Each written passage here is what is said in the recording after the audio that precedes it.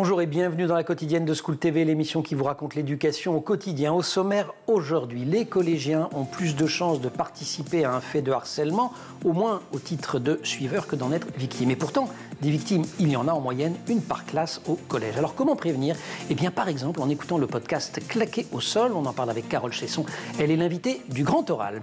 L'anti-sèche en cette semaine de rentrée anti-sèche spéciale, on revient sur le meilleur du début de la saison avec le zapping de la quotidienne. Et puis rendez-vous en fin d'émission, comme chaque semaine avec Célie Luton, nous poussons les portes de sa librairie pour des conseils de lecture pour les enfants et les ados.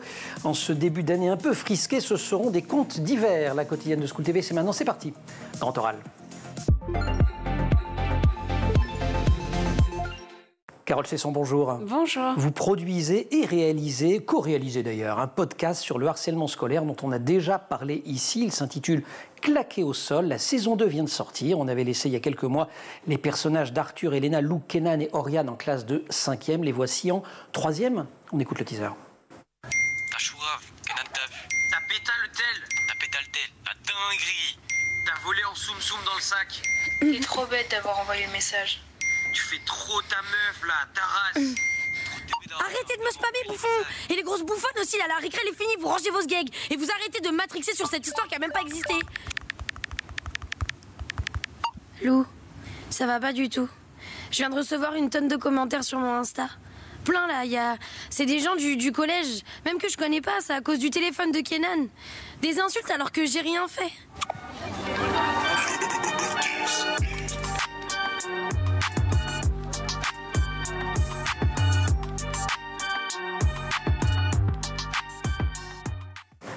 Carole Chesson, avant de parler du contenu, un mot sur le ton. On l'aura compris, ça commence par le gling caractéristique des alertes sur les téléphones portables.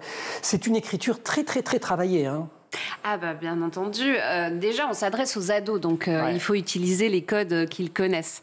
Alors c'est sûr qu'il y a quand même une grande partie de leur vie qui se passe sur les réseaux sociaux, sur les messageries.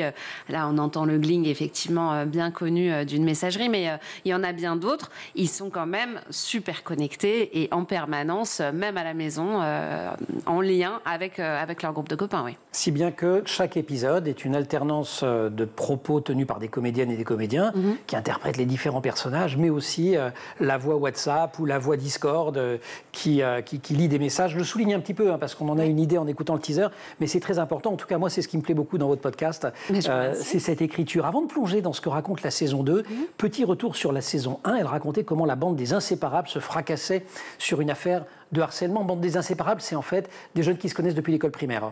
Exactement. Alors, il s'agit de 5 amis qui étaient copains depuis toujours, comme on dit. Et puis, à l'entrée au collège, en fait, il se passe un grand bouleversement qui est qu'il y a un décalage de maturité ou de centre d'intérêt qui fait que les uns les autres vont finalement moins se retrouver, moins avoir envie d'être ensemble. Ça va être plus compliqué. Et notamment Arthur, qui est un petit peu plus, disons, encore enfant.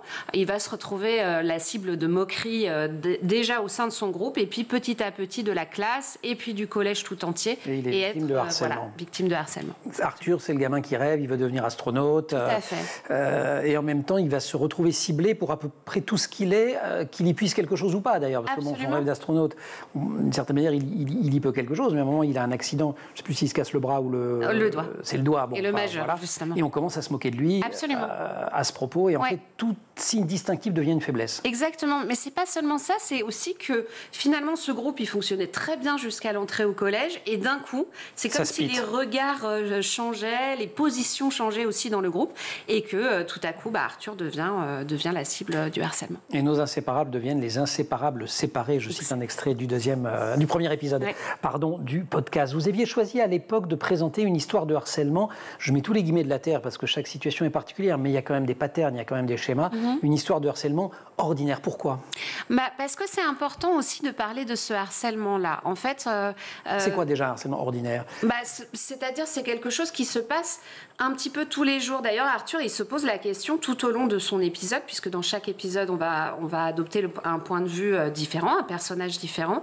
Tout au long de son épisode, il se dit mais qu'est-ce qui fait que maintenant, c'est plus marrant ? Avant, on s'amusait, etc. Et puis là, tout à coup, ça devient moins agréable. Et puis après, c'est tous les jours, et puis etc. Et c'est là que ça devient du harcèlement, c'est quand c'est répétitif, évidemment, et que c'est en groupe et que c'est contre une personne. Et vous insistez beaucoup sur ces zones grises. Oui, absolument. Parce que je pense que c'est difficile pour les enfants et les ados de se rendre compte à quel moment ça va plus, à quel moment il faut essayer de demander de l'aide, à quel moment il faut en parler. Et puis, c'est pas forcément facile, on n'a pas toujours les mots, et puis ils sont encore des enfants, surtout à l'entrée au collège. Alors, on les avait laissés en 5e à la fin de la saison 1. On les retrouve en saison 2 en 3e. Plein de changements. Les principaux. Les principaux, on les connaît, c'est-à-dire qu'entre l'entrée en 6e et la fin du collège, qui est la 3e, il s'est passé un nombre de bouleversements vraiment très très importants. Évidemment, il y a l'affirmation de son identité, il y a comment on se positionne par rapport au groupe, il y a aussi le fait que petit à petit, finalement, on parle moins à ses parents aussi. Donc on a plus de secrets, on est un peu dans la transgression, il peut y avoir des comportements à risque qu'on n'aborde pas forcément dans le podcast, mais qui sont... je sais pas quoi, la cigarette, l'alcool, etc., qui font qu'en fait, on a plein de petits secrets qu'on parle plus trop à ses parents. Et puis, il y a la découverte de la sexualité, qui est quelque chose de très, très nouveau pour eux. Mais ils font un peu comme s'ils avaient déjà tous les codes, alors qu'en réalité, ils sont encore en train de découvrir. Donc, ils sont toujours un peu dans cet entre-deux, finalement, de penser qu'ils ont tout compris. Ils utilisent des mots très vulgaires, très crus, etc. On l'a entendu dans la bande-annonce. Il est question de sgeg dans la bouche d'Elena, ça va beaucoup choquer. Exactement.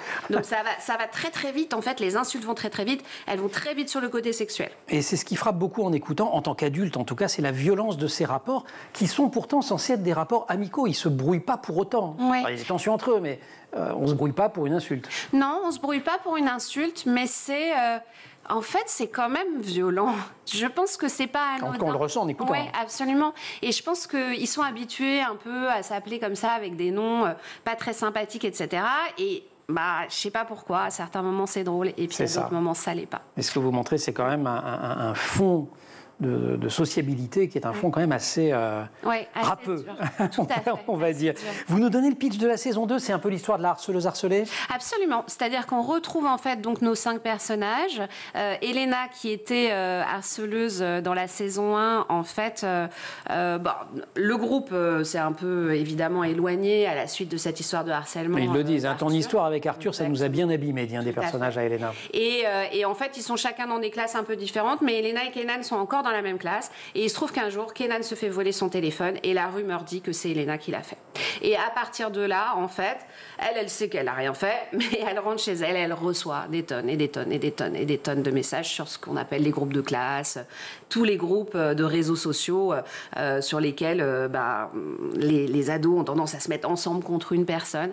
Et là, c'est l'escalade, voilà, jusqu'au drame. On va y venir dans quelques instants à cette escalade et à pourquoi elle met du temps aussi à mettre des mots sur ce qui est en train de se produire. Mais un point important, vous insistez beaucoup dans cette saison 2, comme dans la saison 1, sur le rôle des suiveurs. C'est quoi les suiveurs ? Finalement, les suiveurs, c'est aussi ceux qui donnent le pouvoir aux harceleurs. Alors là, finalement, c'est assez confus. Là, dans cette deuxième saison, et on a tenu à le mettre comme ça, c'est-à-dire qu'il n'y a pas une personne qui va s'en prendre à Elena et les autres qui vont suivre. C'est vraiment un groupe qui va se constituer et, comme je disais, ça va être l'escalade sur le groupe, parce que chacun va vouloir faire la petite remarque en plus, qui va faire rire les autres, etc.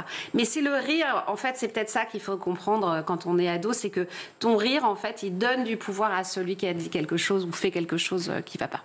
Et en plus, il est parfois un peu sardonique, le rire de certaines ou certains de vos comédiens et comédiennes. Claqué au sol, c'est produit par le studio Bloom, c'est financé par la Massif. On retrouve Carole Chesson juste après l'Anti-Sèche.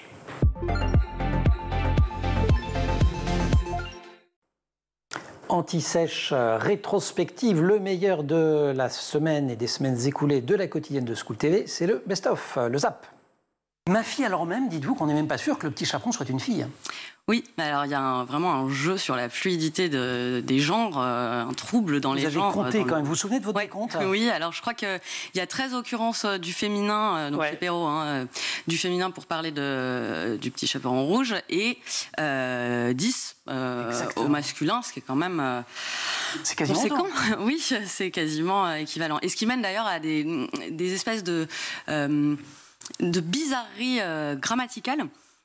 puisque, par exemple, dans donc l'une des dernières phrases, alors je sais pas, je la cite de mémoire, donc je sais plus exactement, mais il y a quelque chose, vraiment une incorrection grammaticale, parce que on va dire, Perrault écrit, le loup se jeta sur le petit chaperon rouge et il la mangea. Et en fait, la reprise pronominale au féminin est incorrecte si on suit la grammaire de Vaugelas, quoi. Et donc c'est intéressant ce trouble.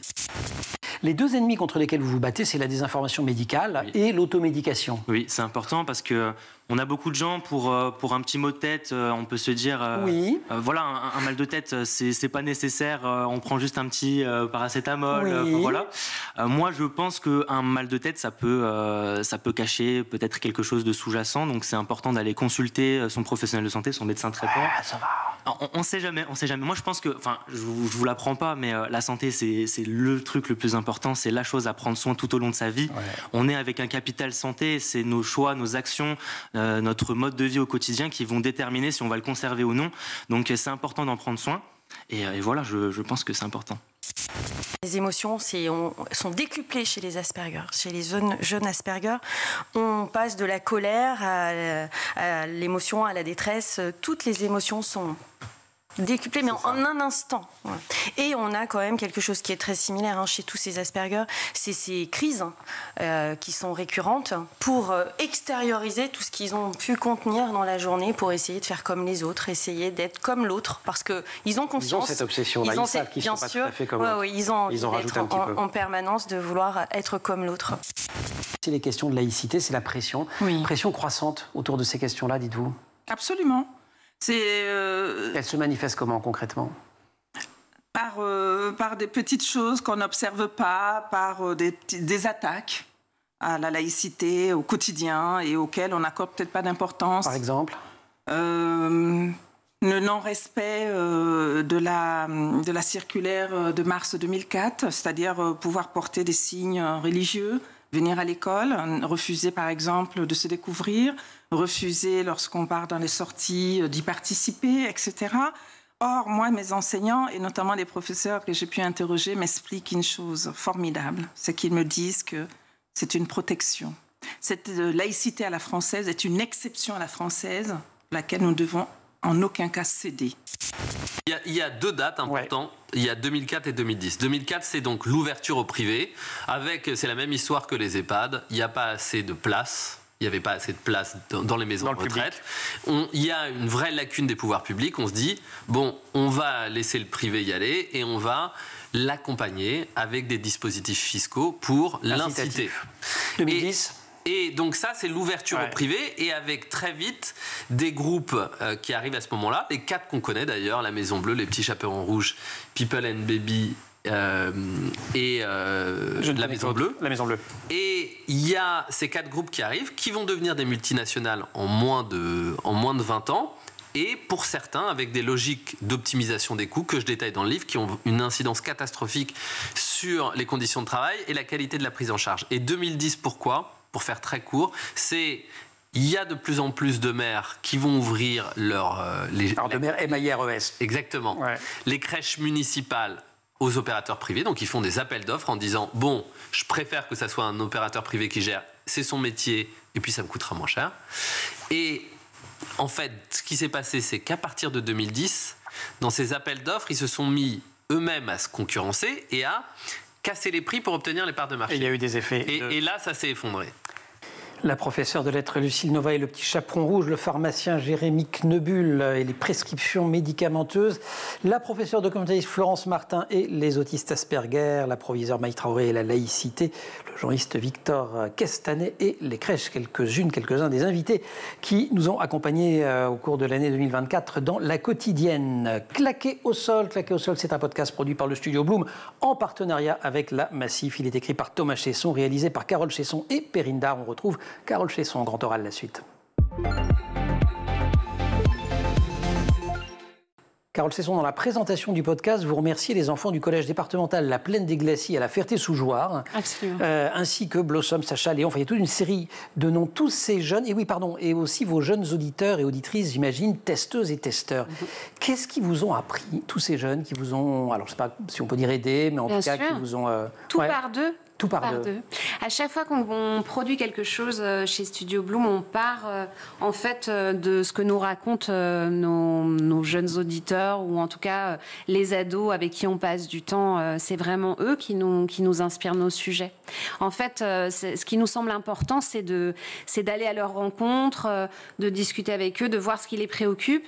Et notre mission, et c'est aussi pour ça qu'on s'appelle Bloom, parce que ça veut dire s'épanouir et puis ça veut dire grandir, tout Bloom, alors il faut mettre exactement. C'est le verbe. Ouais. C'est de produire des podcasts qui vont les accompagner, qui vont leur donner des outils. Mais vous avez un ou deux exemples de modifications ou d'altérations ou de choses que vous avez faites, que vous n'auriez pas faites sans cette écoute des ados? Alors, plus que ça, on est parti d'une histoire vraie. L'histoire du crochet, elle est vraie.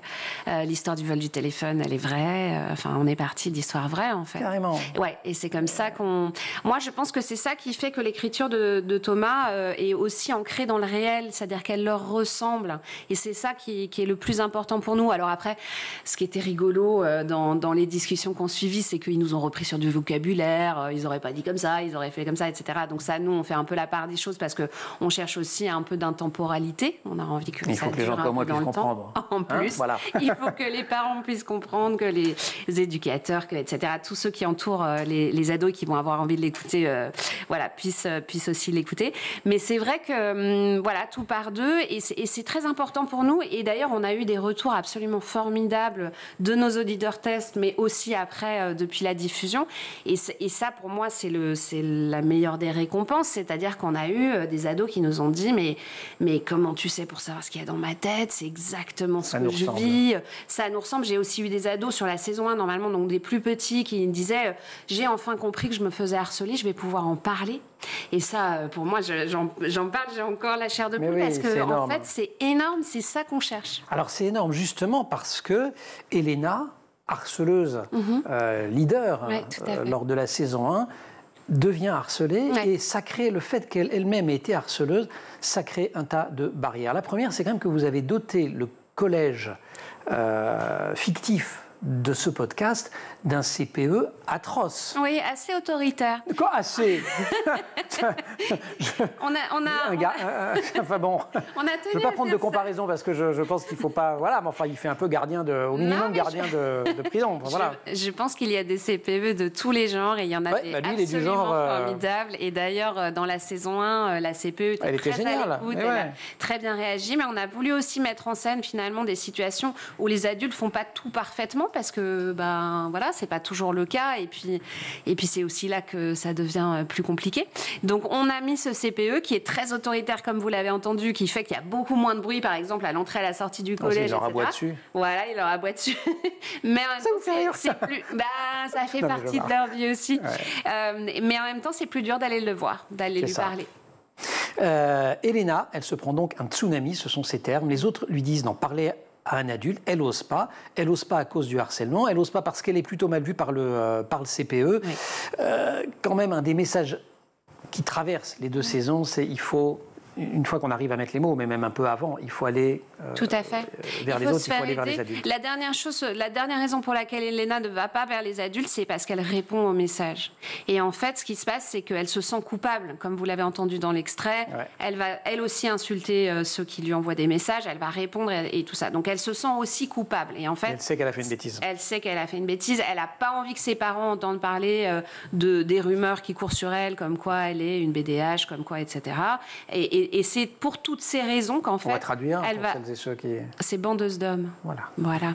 Et donc, c'est pour toutes ces raisons qu'elle ne va pas avoir le réflexe de se tourner vers un adulte. Alors, elle a une amie qui va l'y amener. Qui est Oriane et qui est donc beaucoup plus habituée à parler aux adultes et donc qui va essayer de mettre quelque chose en place. Mais ça ne va pas bien se passer la première fois. Et en fait, il faut parfois réessayer plusieurs fois. Il faut faire différentes tentatives. Et puis, c'est en ça, pardon de vous couper, mais parce que je voudrais vraiment y insister, qu'il y a quand même un côté fédéré. C'est pas un podcast complaisant qui met en scène la parole des jeunes pour finalement dire quand même le monde adulte c'est drôlement bien. Non, c'est vraiment un podcast qui montre des limites, qui dit c'est pas facile. Oui, vous allez pouvoir vous faire aider, mais ça marche pas au premier claquement. Absolument. Ce qui correspond à tous les témoignages qu'on peut avoir et on en fait état régulièrement ici sur le harcèlement scolaire dans la vraie vie. Oui, tout à fait. J'ai vu votre interview avec Noémie. D'ailleurs, j'ai trouvé très intéressant. Noémie est en vie, qui a écrit avec son père, absolument. Hyper intéressant.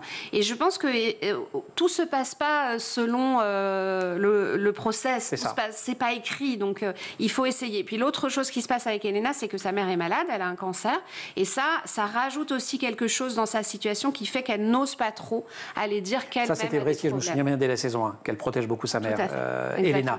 Elena qui dérive petit à petit. Harcèlement, rupture scolaire.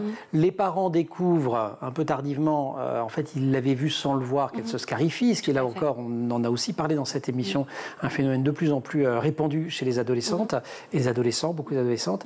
Vous avez voulu montrer une glissade qui va très loin cette fois. Oui, tout à fait. Mais ça arrive à la tentative, parce que je le dis, ça arrive à la tentative de suicide. Ça arrive à la tentative de suicide. En fait, on a voulu absolument parler de ces situations sans tabou. Ça nous a semblé super important parce qu'en discutant justement avec les ados pour recueillir leurs témoignages, etc., il y en a énormément qui nous ont parlé de ces sujets-là. De l'automutilation, des tentatives de suicide, des pensées suicidaires et éventuellement du suicide. Et en fait, ils sont très isolés par rapport à ça parce qu'ils ne vont pas là non plus aller discuter facilement avec des adultes de ces sujets-là. Peut-être même parfois, ils ne le sont pas verbalisés, c'est-à-dire qu'ils le font sans le comprendre.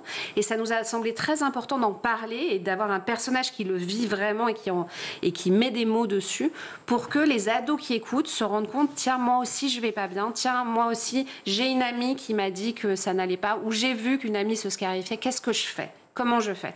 Et c'est toujours cette même volonté chez Bloom d'apporter les outils pour que les ados sachent quoi faire. Quand on a une copine qui vient nous voir en disant « je me scarifie, j'ai des pensées suicidaires », qu'est-ce qu'on fait quand on a 14-15 ans ? Qu'est-ce qu'on fait ? Donc là, on donne des numéros. On a évidemment le 3018 contre le cyberharcèlement, mais aussi le 3114 pour la prévention du suicide. Et c'est très important d'en parler. 3114 suicide, 3018 harcèlement. Et on dit bien harcèlement parce que dans l'expression harcèlement scolaire, on est un peu réducteur aujourd'hui parce qu'avec les réseaux, c'est H24. Donc ça déborde complètement le cadre. Les parents ont un rôle encore plus déterminant qu'avant. C'est un phénomène global. C'est un phénomène global et qui ne s'arrête jamais. C'est ça. Et je pense que c'est ça qui est insoutenable, épuisant pour Elena, et insoutenable. Et qui est très difficile à traverser pour nos ados. Oui. Dans les autres messages, puisque cet entretien touche à sa fin, important, donc 3114 et 3018, pardon, il y a aussi des gestes qu'on peut faire. Elena finit par les faire. Avoir un Insta privé, changer de téléphone, enfin voilà, peut-être donner quelques pistes. Et puis on va plus loin, puisque vous n'en parlez pas, mais il y a aussi l'histoire des nudes, puisque Elena, elle va être... absolument. Elle va être la victime, en fait, d'un deepfake. Qui a quelqu'un...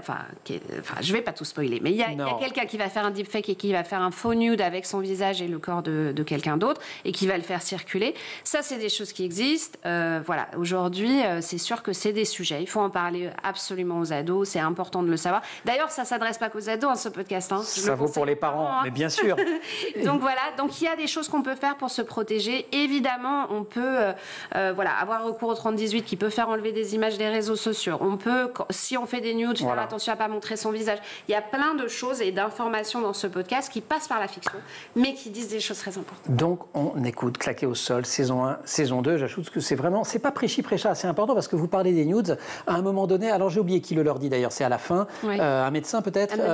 Un animateur qui leur dit de toute façon vous allez en faire des nudes. Maintenant, on va vous donner 3 règles pour les faire. Alors, ça ne protège pas des deepfakes, mais en tout cas, c'est un minimum de protection. Donc, on n'est pas dans un discours lénifiant à la jeunesse. C'est peut-être ce qui fait que nos ados, vont regarder, écouter, partager, Claquer au sol. La saison 2 vient de sortir. C'est sur toutes les bonnes plateformes. C'est produit par le studio Bloom en partenariat avec La Massif, écrit par Thomas Chesson, réalisé par Carole Chesson et Perrine Dard. Carole, vous restez avec nous ? On est vendredi. Le vendredi, on pousse les portes de la librairie. Ça, c'est une chouette chose à faire. Il y a aussi des bouquins sur le harcèlement, mais aujourd'hui, on va parler d'autre chose.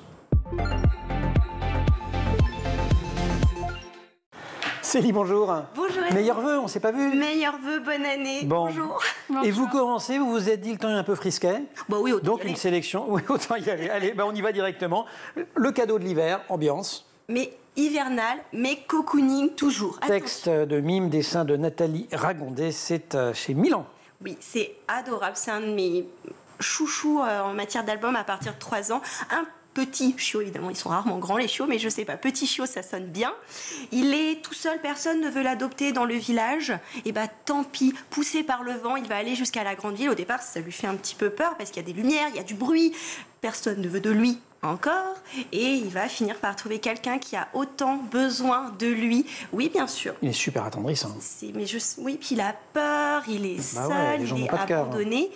Mais il va trouver, la personne à qui il pourra justement réchauffer le cœur et qui réchauffera le sien. Oui, c'est beau. Je deux doigts de vous spoiler. Je montre quand même un tout petit peu, juste pour qu'on ait à l'image la tendresse de ce trait, la tendresse de ces images. C'est extrêmement doux. Pour quel âge ? À partir de 3 ans. 3 ans, formidable. Pascal Noté et Stéphane Girel, La princesse de neige, c'est à l'École des loisirs dans la collection des lutins. Oui, alors ça, première publication en 1997, il était dans ma bibliothèque de petite fille. Il est génial. L'histoire d'Abel, un petit garçon qui vit isolé, il vit avec ses parents, mais sur une péniche, ce sont des mariniers, et il ne joue qu'avec ses marionnettes. Donc il a plein d'imagination, beaucoup. Hop, on les voit un peu. Et un jour, il va rencontrer Alice. Et Alice, bon, au départ, on se jauge, on ne se fait pas confiance, et puis après, on est copains. Et il va lui montrer ses marionnettes, et tout est plus beau quand on a quelqu'un avec qui le partager. Et alors, j'ai montré le bouquin pour qu'on voit l'équilibre texte-image. Oui. C'est quand même pour les un peu plus grands, non ? Exactement. Je me fais pas avoir. École primaire. Et voilà. Et pourquoi ? On va redonner les bases. Parce que le texte est long, il est plus pointu, il est dense, et à la fin, vous avez même un petit documentaire, justement, où on s'intéresse à la vie de ces personnes, oui. Et le vocabulaire est quand même un peu... Le vocabulaire est plus travaillé. Donc c'est pas parce qu'il n'y a pas beaucoup de texte et beaucoup d'images que c'est forcément pour les petits, ça peut être pour les plus grands, et c'est le cas. Et c'est un souvenir de jeunesse, d'enfance, de jeune, vous l'êtes toujours. So-Young Park, Snow Globe, et vous, êtes-vous prêt à offrir votre vie aux caméras ? Alors là, on rappelle un peu le harcèlement là quand même, non ? Je me sentais un petit peu âgée pour cette lecture au départ, mais génial, j'ai adoré finalement, je suis toujours jeune. Nous allons dans un... Mais bien sûr, tout à fait. Nous sommes dans un univers post-apocalyptique, il y a eu une crise climatique, le monde est figé dans une ère glaciale, tout ce que vous voulez, et tous les humains travaillent à fabriquer de l'énergie, de la chaleur. Bon. Et il y a un petit dôme qui a l'air d'être un endroit très sympathique, où on vit dans des conditions très agréables, qui nous rappellent l'ancien temps.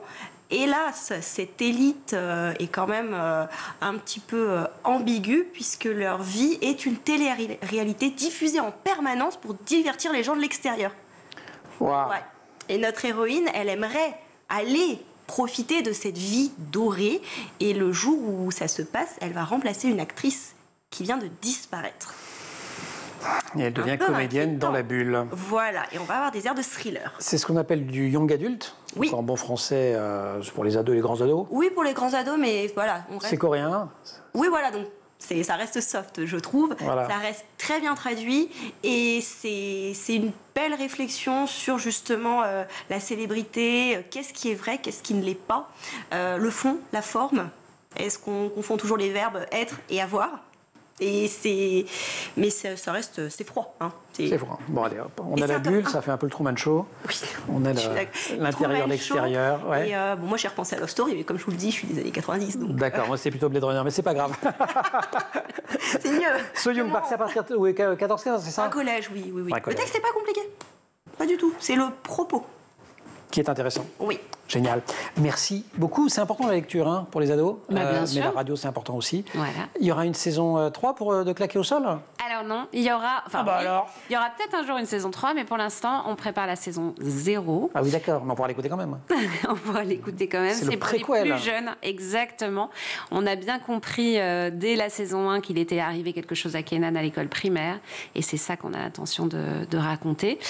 Et on s'adressera bien entendu aux enfants de l'école primaire. Ouais, Kenan qui n'est pas super sympa d'ailleurs. Non. On va comprendre pourquoi. On a un peu bavé, bah oui. Ça lui fera du bien, ce garçon. Parce que franchement, je me suis dit, il est toujours aussi désagréable, ce Kenan. Célie, merci beaucoup pour tous ces beaux conseils de lecture. Carole, merci beaucoup de nous avoir rendu visite dans la quotidienne. C'était Thomas Chesson qui était venu pour la première saison. Pour la saison 0, rendez-vous est pris alors. C'est pour quand ? Avec plaisir. Je pense à la fin de l'année scolaire. Fin de l'année scolaire ? Oui. Génial, on terminera l'année avec vous alors. En revanche, on la continue avec vous tous les jours dans la quotidienne sur School TV, l'émission qui se termine pour aujourd'hui. Merci à toute l'équipe de la quotidienne, au maquillage Laure Audemont, à la préparation de l'émission Marine Plantec et Dylan Colère. Marine qui est en régie aujourd'hui avec au son Thibaut Goury-Lafont et à la réalisation Angèle Jean Girard. Vous restez sur School TV, vous nous retrouvez nous en permanence sur Internet et sur les réseaux sociaux.